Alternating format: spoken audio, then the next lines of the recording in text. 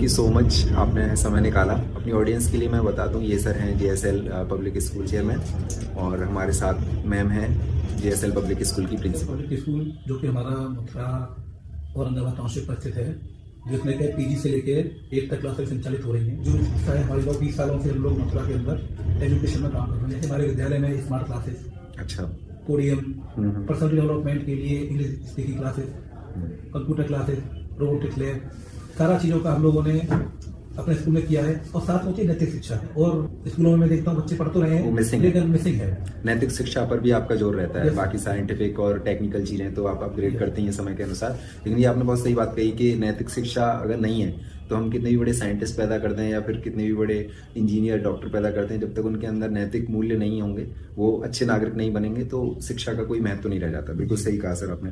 अच्छा सर, मैं आपसे एक और चीज़ जानना चाह रहा था कि आपने अपनी जर्नी के बारे में बताया इंटरव्यू शुरू होने से पहले कि आप बहुत ज़्यादा पैशनेट थे अपना एजुकेशन को लेके, सिस्टम को लेके। तो थोड़ा सा उस बारे में बताइए कि क्या आपकी फिलॉसफी है, कैसे आप इस क्षेत्र में आए, क्यों आपने शुरुआत की कि आपको एक एजुकेशन के क्षेत्र में स्कूल बनाने चाहिए, कॉलेज बनाने चाहिए।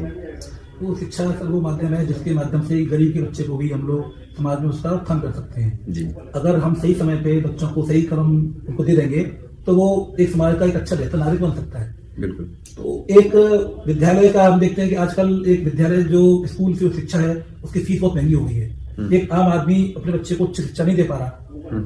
उनकी फीस देखेंगे, ट्रांसपोर्ट फीस, एजुकेशन फीस बहुत ज्यादा फीस है। हमारे विद्यालय में हम लोगों ने बहुत ही नॉमिनल फीस में मॉडर्न फैसिलिटी के साथ इंफ्रास्ट्रक्चर को डेवलप किया है ताकि बच्चों का अच्छे से अच्छा विकास हो। तो जब बच्चा छोटा होता है उसी समय पे उसमें हम विकास कर सकते हैं और उसको अच्छे को डेवलप कर सकते हैं। मतलब नींव मजबूत रहेगी तो आगे भी वो अच्छा ही करेगा भविष्य में। जी सर, बिल्कुल। मान लीजिए कि कोई इकोनॉमिकली वीक स्टूडेंट है, उसके पेरेंट्स उस तरह से नहीं है सक्षम फीस भर पाने में।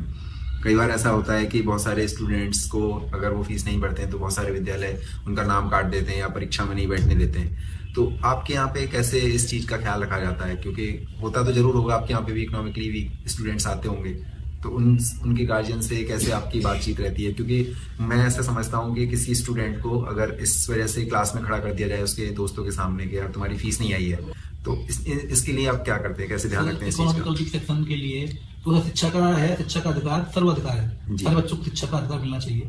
सर इसके लिए हमारे विद्यालय में अगर हम बात करेंगे, कोई भी जो गार्जियन है जो इकोनॉमिकली वीक है उसको हम लोग सरकार से सहायता प्रदान करवाते हैं और हमारे विद्यालय में बच्चों को निःशुल्क शिक्षा दी जाती है। बच्चों को इकोनॉमिक वीक सेक्शन के तहत उनको निःशुल्क शिक्षा प्रोवाइड कराते हैं। तो आप ये कह रहे हैं ऑन कैमरा कि अगर कोई स्टूडेंट फीस भरने में असमर्थ है, उसके पिताजी किसी कारणवश नहीं भर सकते फीस, तो आपके स्कूल में उसको मतलब फ्री में एजुकेशन मिलेगी?